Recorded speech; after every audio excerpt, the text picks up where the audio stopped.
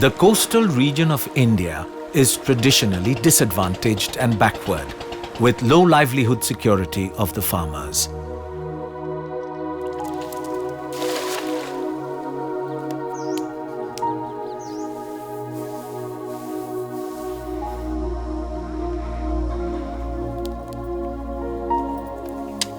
The farmers of the coastal areas are from backward classes and are very poor due to low agricultural productivity and high unemployment.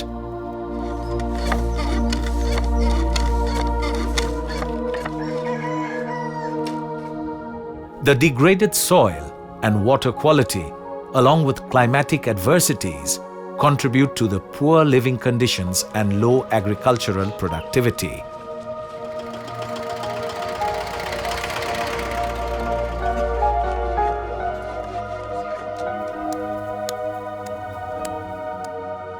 Flooding of saline water, followed by overflow of embankments due to very high tides, storms or tsunami waves, as in the Andamans, and presence of shallow brackish groundwater table near the soil surface degrade the quality of soil and water in this area.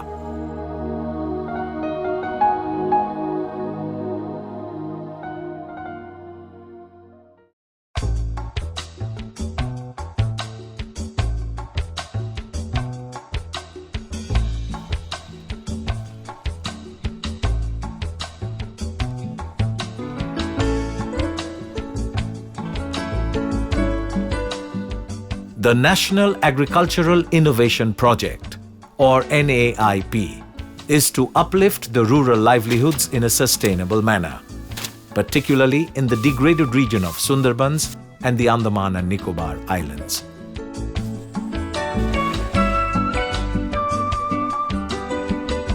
The main objectives of this project are sustainable enhancement of the productivity of degraded land and water resources of the coastal region through integrated approaches. Enhancement of livelihood security and employment generation for the poor farming communities of the coastal region.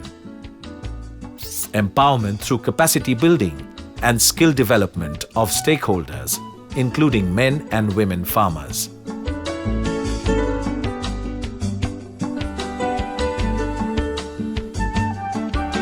The project is implemented under consortium mode, and the consortium partners are Central Soil Salinity Research Institute, Regional Research Station, Canning Town, West Bengal as lead center. Ramkrishna Ashram Krishi Vigyan Kendra, Nimpit, West Bengal. Central Institute of Brackish Water Aquaculture, Kakdeep Research Center, West Bengal. Central Agricultural Research Institute, Port Blair, Andaman and Nicobar Islands. Bidhan Chandra Krishi Vishwavidyalaya, Mohanpur, West Bengal. The project site, distributed in Gangetic Delta Plain of Sundarbans, West Bengal and Andaman and Nicobar Islands, covers 32 villages in 12 clusters in 4 districts. Each cluster represents 2 to 3 villages from adjoining areas. A total of 13,212 farm households, with a total population of 79,045, are living in these villages.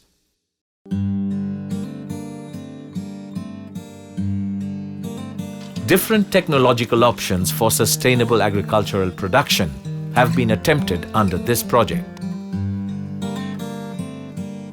A farm pond is constructed in relatively low-lying areas and surrounded by broader dikes. The harvested water helps in irrigation and polyculture of fish like rahu, katla, mrigal and freshwater prawns. The dugout soil is used to raise the land to different heights to grow multiple and diversified crops throughout the year, instead of growing monocropped only with rice in Kharif season. The low water requiring crops like sunflower, groundnut and cotton are grown on the midland, and rice is also grown on lowland during summer or rabi season. High-value crops like vegetables are grown round the year on the upland. Cropping intensity has increased in the Sundarbans from 114% to 193%, and net income enhanced from Rs 22,000 to Rs 1.39 lakhs per hectare. In Andaman and Nicobar Islands, the cropping intensity increased from 100% to 200%, and net income increased from Rs 10,000 to Rs 1.47 lakhs per hectare. আগে আমি এইখানে মাঠ জমি ছিল, ধান চাষ করতাম। তাতে আমি ওই বিঘেতে 5 থেকে 6 বস্তা ধান পেতাম। NAIP থেকে যে সংস্থা থেকে মাটিটা কাটলাম, সেই মাটি থেকে কিছু মাটি ডাঙা করে এখন মোটামুটি সবজি লাগাচ্ছি। তাতে আমার সপ্তাহে 2.5 কুইন্টাল মতো বেগুন আসছে। প্লাস আমার এই যে পুকুরটা হয়েছে, তাতে আমার 1.5 থেকে 2 কুইন্টাল মাছ পাবো। আমি আগে এই জায়গার উপরে 7 থেকে 8 হাজার টাকা পেতাম, এখন আমি এই জায়গার উপরে 2 লাখ টাকার মতো ইনকাম করছি।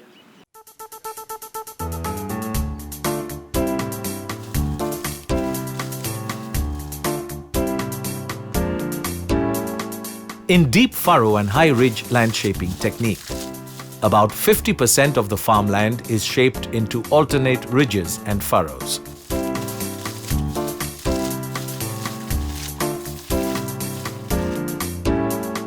The rainwater harvested in the deep furrows is used in fish cultivation and initial irrigations during rabi. Due to higher elevation and presence of fresh water in furrows, these ridges remain free of waterlogging during Kharif, and there is less soil salinity buildup in dry seasons.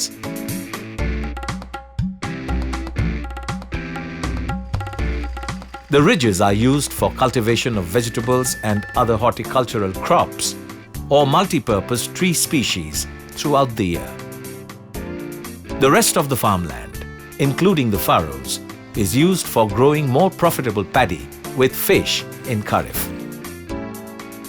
During Rabi or summer season, farmland in non-furrow and non-ridge area is used for low water requiring crops. Because of such land shaping, cropping intensity has been increased from 114% to 166%, and net income has increased from Rs 22,000 to Rs 1.02 lakhs per hectare. নিমপিটি আশ্রম সঙ্গে club থেকে আমরা যোগাযোগ করি, করে উঁচু জায়গাটাকে খালা করে 2 দিকে রালমাত করি। রালমাত করে প্রথমে উচ্ছে দিই, উচ্ছে থেকে তারপর হচ্ছে টমেটো খরে টমেটো শেষ গেলে ফের ওই জল নিয়ে ফের উচ্ছে আরম্ভ করি চৈত্র মাসের দিকে। টমেটো দিতে ভালো উপকৃত পেয়েছি, 35,000 টাকা হতে, আর উচ্ছে বর্ষায় উচ্ছেতে 45,000 টাকা বিক্রি হতে। এতে আমরা খুব ভালো আছি, এই তার কোথাও বাইরেও যেতে হয় না, এই রোদ আমাদের সংসার বা সব দিক থেকে সব চলে যায়।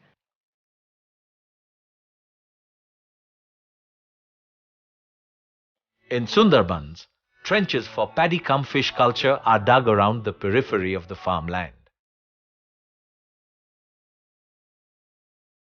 The dugout soil is used for making dikes. A small ditch is dug at one corner of the field for sheltering fish when water drains out in trenches.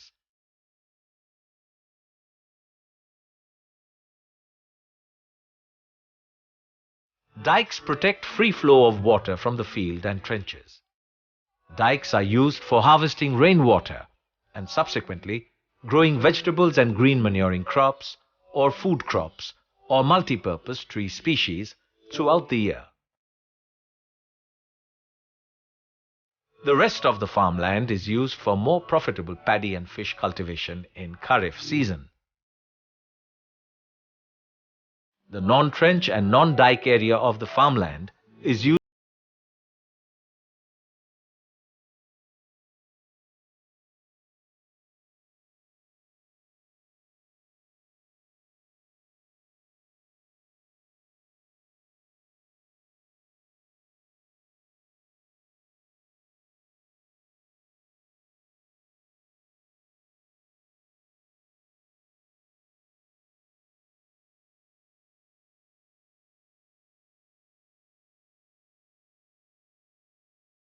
Sundarbans, cropping intensity has increased from 114% to 186%, and net income has increased from rupees 22,000 to rupees 1.26 lakhs per hectare. In the Andaman and Nicobar Islands, cropping intensity has doubled, and net income has gone up from rupees 24,000 to rupees 1.48 lakhs per hectare. এই বিধানচন্দ্র কৃষি বিশ্ববিদ্যালয় থেকে আমাকে যে পুকুরটা দেওয়া হয়েছে এই পুকুরটার মানে মাটি কাটিয়ে এই ভিটে বাড়ি তৈরি করে এখানে আমি বিভিন্ন ধরনের সবজি চাষ করি এবং বিধানচন্দ্র কৃষি বিশ্ববিদ্যালয় থেকে আমাকে ভার্মি কম্পোস্টের ট্রেনিং দেওয়া হয়েছে এবং চেম্বার করে দেওয়া হয়েছে সেখানে আমি ভার্মি কম্পোস্ট তৈরি করি সেই ভার্মি আমি আমার পুকুরেও ব্যবহার করি এবং জমিতে ব্যবহার করি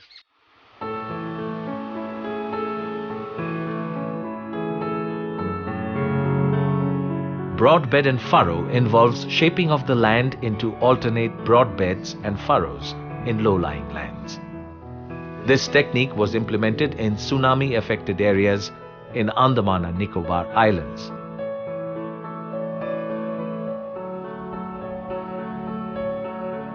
Raised beds are used for cultivation of vegetables throughout the year, and fish is cultivated in the furrows. This system provides the scope for in-situ rainwater harvesting, which is used to cultivate a second crop during dry seasons.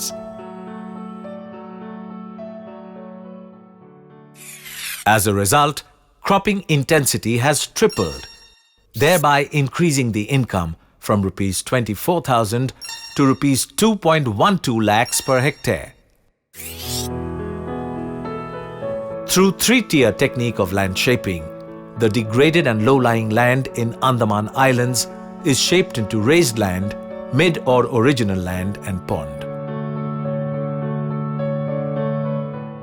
Pond is used for harvesting rainwater, in which polyculture of fish is grown. Paddy is cultivated on midland and vegetables are produced on raised land. The three-tier land shaping has increased cropping intensity 1.5 times, and net income has gone up from rupees 30,000 to rupees 2.21 lakhs per hectare.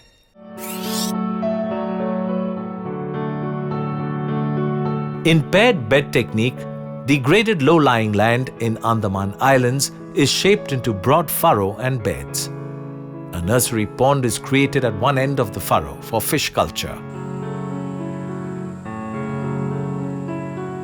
Two dikes are created at both ends. Rainwater is harvested in the broad furrows. The nursery pond is used for raising fingerlings and broad furrow is used for brooders. In the raised beds, vegetables are grown throughout the year. Adoption of this technique has increased cropping intensity 3 times and net income from rupees 30,000 to rupees 2.16 lakhs per hectare.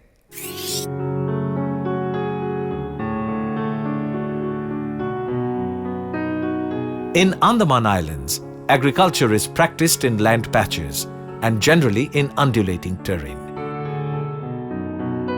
Due to heavy rainfall and inundation during high tide, some of these fertile areas are waterlogged either permanently or partly in a season.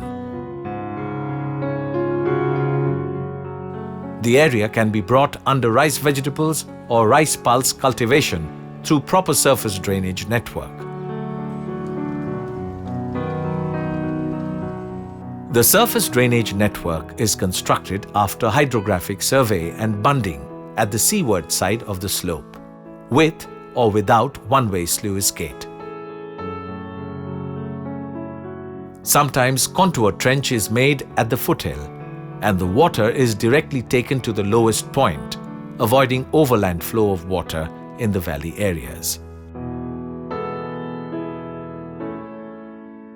As a result, cropping intensity has increased 2 times and net income from rupees 14,000 to rupees 26,000 per hectare. প্রথমে এই জমি তো একদম লবণ জল ছিল, নোনা ঘাস ছিল, কিছুই হতো না। জমিটা একদম বেকার থাকতো। তো এখন ওই কেয়ারি বাবুরা আমাদের ওই বেড বানিয়ে দিয়েছে, তো এতে আমি 12 মাসই ফসল পাচ্ছি, সব সময় আমার রোজগার হচ্ছে, কোনো লস নেই, এতে আমার কোনো লস নেই। নিচে আমি মাছ পালি, উপরে আমি এইখানে নিচে আমার জল আছে, জল দিয়ে আমি সবজিতে দিচ্ছি, এতে আমার গাছও ভালো থাকতেছে। এই জমি দিয়ে আমি মোটামুটি ধরেন আমার 5-6টা লেবার আছে, এই দিয়ে মোটামুটি মাসে ধরেন কমসে কম না হলেও 1 লাখ 2 লাখ টাকা ক্যাশেবি আসে আমার রোজগার। খরচা দিয়ে ঠিয়ে আমার ক্যাশেবি 50-40-60 হাজার টাকা থাকে।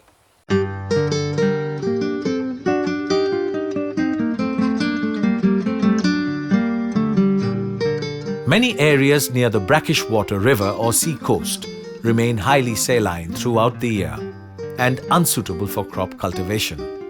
Such lands are converted into shallow depth brackish water ponds for aquaculture.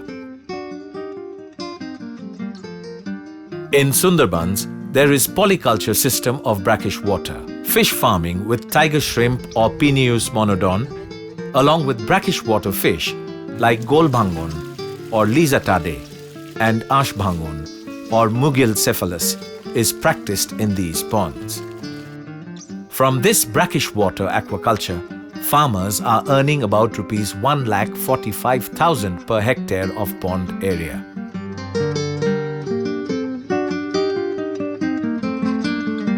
Crop diversification and cultivation of multiple crops and their improved varieties have been implemented, and it has increased productivity of degraded land, enhanced employment, and reduced risk of crop failure in the Sundarbans and Andaman and Nicobar Islands.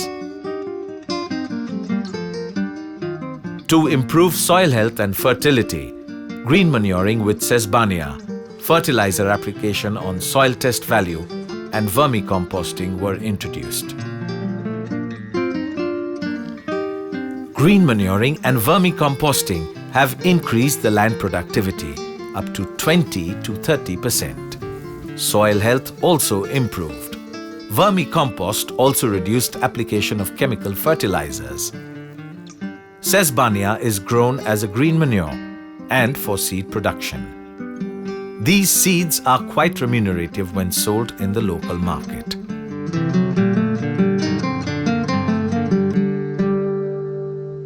Other key interventions of NAIP include nursery raising for horticultural crops and fishes for livelihood security,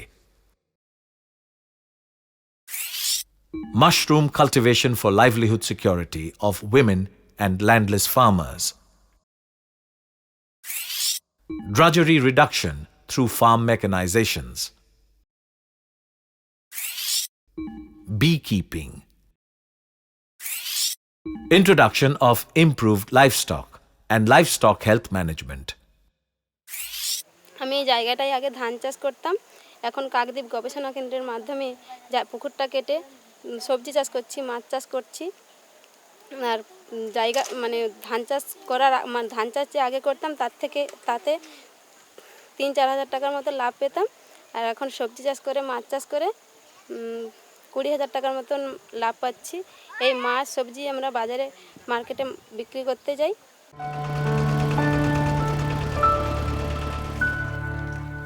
For skill upgradation and capacity building of the farmers, on-farm and on-station training programs and exposure visits were organized by the partner institutions. More than 6,000 farmers participated in 133 trainings and exposure visits.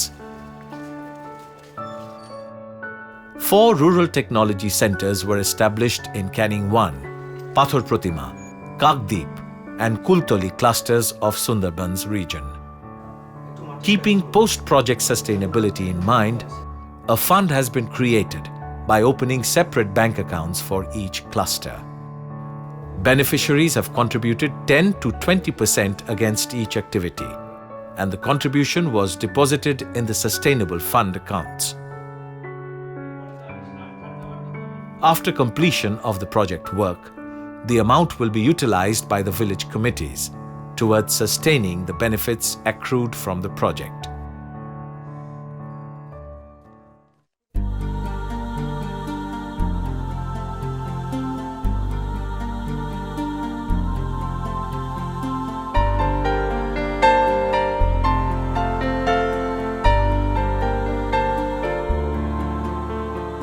The project has shown the path towards eco-friendly and sustainable technologies for employment generation, enhanced rural livelihood security, and socio-economic status through efficient use of natural resources in the islands using the inherent potential.